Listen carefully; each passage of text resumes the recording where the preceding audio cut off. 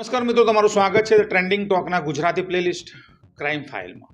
મિત્રો, એપ્રિલ 2026ની એક સાંજે અમદાવાદ સાયબર ક્રાઇમ બ્રાન્ચના એક અધિકારીની સ્ક્રીન પર એક ફરિયાદ મળે છે. એક સ્ત્રીએ લખ્યું હતું કે તેને કોઈ સોશિયલ મીડિયા પર ગુરુમા પર ભરોસો કર્યો. તેને તે ગુરુમાને પૈસા આપ્યા અને અંતે ગુરુમાએ જે કર્યું એ નહોતું કરવું જોઈતું હતું. અને હવે સ્ત્રી ડરેલી હતી, એકલી હતી અને હવે તે ચૂપચાપ આ બધું સહન કરીને થાકેલી હતી. અધિકારીએ ફરિયાદ વાંચી, ફરી વાંચી અને પછી તેમને એ ઇન્સ્ટાગ્રામ એકાઉન્ટ ખોલ્યું જેનું નામ હતું એસ્ટ્રોલોજર પૂજા કિન્નરમાં.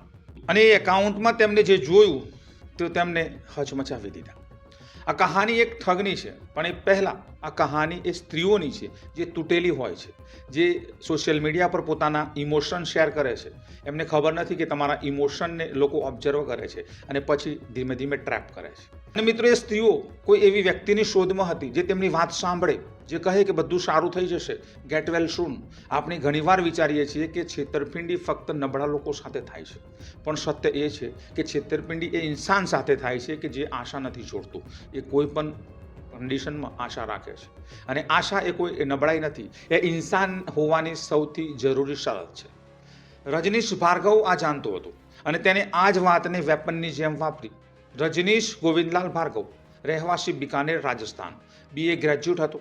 એક એવો માણસ જેના વિશે તેના પડોશીઓ કદાચ નહીં જાણતા હોય કે શું ધંધો કરે છે અને શું નોકરી કરે છે. બહારથી એક સામાન્ય માણસ, અંદરથી એક એવું મશીન કે જે રોજ 60થી 65 સ્ત્રીઓની તકલીફને પૈસામાં ફેરવી નાખતું હતું. તેને ઇન્સ્ટાગ્રામ અને ફેસબુક પર 2 એકાઉન્ટ બનાવ્યા હતા. એક હતું એસ્ટ્રોલોજર પૂજા કિન્નરમાં અને બીજું હતું કિન્નર ગુરુમાં સુશીલાજી. બંને એકાઉન્ટ પર એક જ ચહેરો, બંનેના ઓનર પણ એક જ, પૂજા કિન્નર ગુરુમાં. એક કિન્નર એસ્ટ્રોલોજર, એક સ્પિરિચ્યુઅલ હીલર, એક એવી ગુરુ જે કહેતી હતી કે મારી પાસે દરેક સમસ્યાનો સમાધાન છે, દરેક સમસ્યાનો ઉકેલ છે, પ્રેમનો, સંબંધનો, ઘરનો અને જિંદગીના દરેક પ્રશ્નનો. અને મિત્રો, લોકો, ખાસ કરીને સ્ત્રીઓ જે કોઈ દર્દમાં હતી, તૂટેલી હતી, ભાગેલી હતી, એ એકાઉન્ટ તરફ ધીરે ધીરે ખેંચાઈ જાય છે.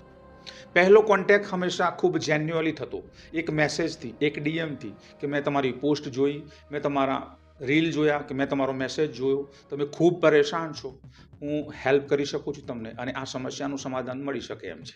પણ જે કોઈ એકલો માણસ હોય, સ્ત્રી હોય, એકલો હોય, થાકેલો હોય, તૂટેલો હોય, કોઈ સંબંધ તૂટ્યાનો દર્દ વેઠી રહ્યો હોય, તો એ મેસેજ જોઈને ઇગ્નોર કરવો લગભગ મુશ્કેલ હોય છે. કારણ કે એ મેસેજે પૈસા નહોતા માગ્યા, એ મેસેજે કંઈ ખોટું નહોતું કર્યું. એ મેસેજ કહેતો હતો કે હું તમને જોઉં છું, હું તમને ઓબ્ઝર્વ કરું છું અને તમારા સમસ્યાનું સમાધાન છે. અને આ જ એ પળ હતી જ્યાં ઝાડ બિછાવવાની શરૂ થતી હતી. ધીરે ધીરે મિત્રો, એ કન્વર્ઝેશન વોટ્સઅપ પર શિફ્ટ થતું, મોબાઈલ કોલ પર વોઇસ કોલમાં શિફ્ટ થતું, ગુરુમાં વાત સાંભળતી, સહાનુભૂતિ દેખાડતી, કેર કરતી. પછી ધીરે ધીરે સોલ્યુશન આવવા લાગતા. વશીકરણ, રિચ્યુઅલ, એક ખાસ પૂજા જે બધું સારું કરી દેશે, કિંમત ખાલી 3000 થી 15000 રૂપિયા. અને એ લોકો પાછા આપતા. કારણ કે મિત્રો, જ્યારે કોઈ ઇન્સાન દર્દમાં હોય ત્યારે કોઈ પણ આશા માટે કોઈ પણ કરવા તૈયાર થઈ જતું હોય છે, એવી કન્ડિશન. અને ખાસ કરીને સ્ત્રીઓ તો વધારે, કારણ કે બહુ ઇમોશનલ હોય છે. પણ મિત્રો, રજનીશ અહીં અટક્યો નહીં. રજનીશે અહીંયા અટકવાનું શીખ્યું નહીં. એકવાર વિક્ટિમના પૈસા આવી જતા ત્યારે આગળનું ડગ ભરાતું, આગળનું કામ શરૂ થતું. ગુરુમાં પછી કહેતી કે રિચ્યુઅલ માટે તમારો પર્સનલ ફોટો જોઈએ છે, બસ એક ફોટો પૂજામાં રાખીશ અને તમારી એનર્જી કામ કરશે. જેવો ફોટો મૂકીશ એટલે એનર્જી તમારી કામ કરવાની શરૂ કરશે. સ્ત્રી યા કોઈ પુરુષ ફોટો આપતો અને પછી કહેવામાં આવતું કે હવે વિડીયો કોલ કરવો પડશે, તો જ આ પૂજા પદ્ધતિ પૂરી થશે અને તો જ તમારા સમસ્યાનું સમાધાન થશે. વિડીયો કોલ થતું અને એ કોલમાં જે થતું એ કોઈ રિચ્યુઅલનો ભાગ ન હતો, એ કોઈ પૂજાનો ભાગ ન હતો, એક ટ્રેપિંગ હતું, એક રેકોર્ડિંગ હતું. અને એ રેકોર્ડિંગ હવે રજનીશ પાસે હતું.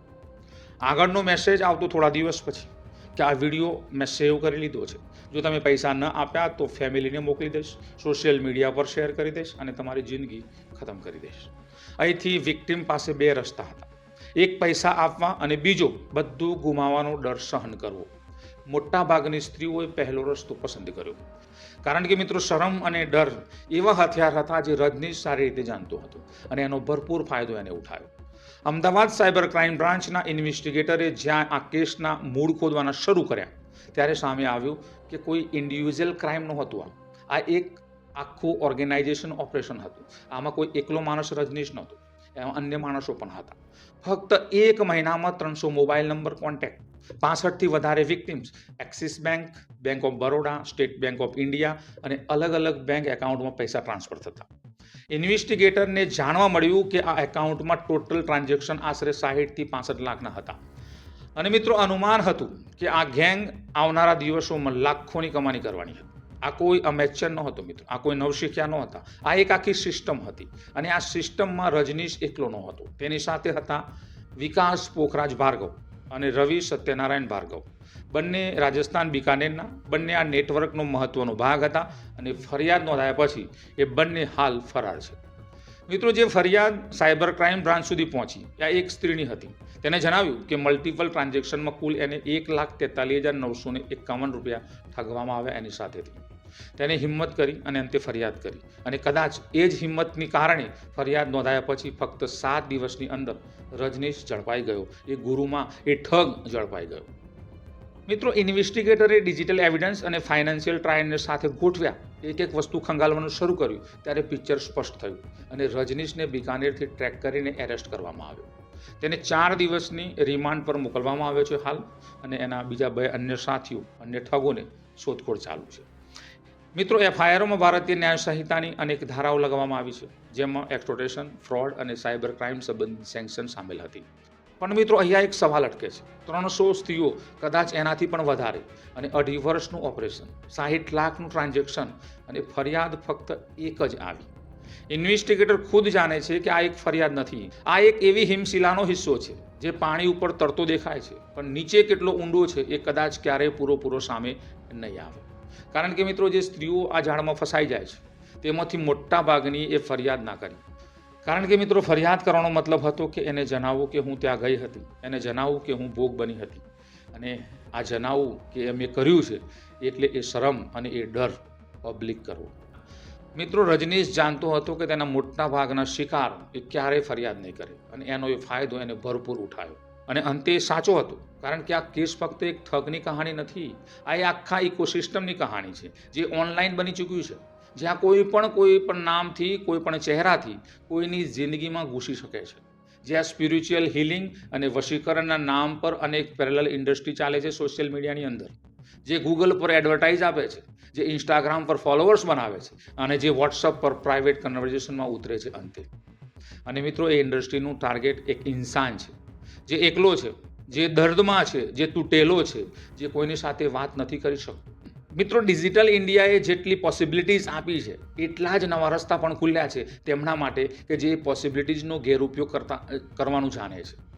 મિત્રો, 5 મે 2026 એટલે કે આજે અમદાવાદ ક્રાઇમ બ્રાન્ચે આ એરેસ્ટ કન્ફર્મ કરી ત્યારે મિત્રો ન્યૂઝ ચેનલે આને લવ ગુરુ એરેસ્ટેડના નામથી હેડલાઇન ચલાવી. સોશિયલ મીડિયા પર લોકોએ તરહના રિએક્શન આપ્યા. કેટલાકે કહ્યું કે આવા લોકો પર ભરોસો કેમ કરો છો, પણ સવાલ ખોટો છે. સાચો સવાલ એ છે કે જ્યારે કોઈ ઇન્સાન એટલો એકલો હોય તેને એક ઇન્સ્ટાગ્રામ પર ભરોસો કરવો પડે છે, ત્યારે આપણે એક સોસાયટી તરીકે ક્યાં હતા? જ્યારે 300 સ્ત્રીઓ એક જાળમાં ફસાઈ ચૂકી છે અને ફક્ત એક જ જણ ફરિયાદ કરે છે, ત્યારે બાકીની 299 શેના માટે ડરતી હતી? કાયદાથી કે પછી આપણા બધાથી? વિકાસ ભાર્ગવ અને રવિ ભાર્ગવ હજી પણ ફરાર છે. પોલીસ જલ્દી એમને પકડી લેશે. ઇન્વેસ્ટિગેશન ચાલુ છે અને કદાચ આ નેટવર્કના મૂળ અત્યારે દેખાય છે તેનાથી પણ વધારે ઊંડા હશે. રજનીશ ભાર્ગવ ગુરુમાનું મુકુટ પહેરીને 2.5 વર્ષ સુધી ચાલતો રહ્યો, કારણ કે તેને એક સત્ય સમજી લીધું હતું કે આ દેશમાં, આ સમાજમાં આજે પણ એવા લાખો લોકો છે જેમને બસ કોઈ સાંભળનારું જોઈએ છે, જેમને બસ કોઈ કેર કરનારું જોઈએ છે. પણ મિત્રો, એક સમાજના વ્યક્તિ તરીકે આપણે એ લોકોને નહીં સાંભળીએ, એ લોકોની કેર નહીં લઈએ, એક ફેમિલી મેમ્બર તરીકે, તો પછી રજનીશ જેવા લોકો જરૂરથી એ લોકોને ટ્રેપિંગમાં ફસાવી દેશે. પણ જ્યારે મિત્રો આગળની વખત જ્યારે કોઈ ઓનલાઈન ગુરુ કહે છે કે હું તમારો દર્દ સમજું છું, તમારી મુશ્કેલીઓનો સાથ આપી શકું છું, હું તમને હેલ્પ કરી શકું છું, ત્યારે એક પળ માટે રોકાજો અને પૂછજો કે શું આ સાચે જ મારી પરવા કરે છે કે મારી જરૂરતનો ફાયદો ઉઠાવે છે? મિત્રો, આટલો ફરક તમારી જિંદગી બદલી શકે છે. મિત્રો, તો આ હતી ઇન્દોર બિકાનેરથી સાયબર ક્રાઇમની સામે આવેલી ગુજરાતની વાર્તા. મિત્રો, મારી ચેનલને સબસ્ક્રાઇબ હજુ સુધી ના કરી હોય તો ચેનલને સબસ્ક્રાઇબ કરજો. તમે ચેનલ પર પહેલી વાર આવ્યા હોય તો જરૂરથી સબસ્ક્રાઇબ કરજો અને બેલ આઇકોન દબાવજો. મળીએ નવા વિડીયોમાં નવી ક્રાઇમની વાતો સાથે. ત્યાં સુધી તમે સેફ રહો, સલામત રહો, તમે તમારું અને પરિવારનું ખ્યાલ રાખો. મળીએ મિત્રો. જય હિન્દ, જય ભારત, જય ગરવી ગુજરાત.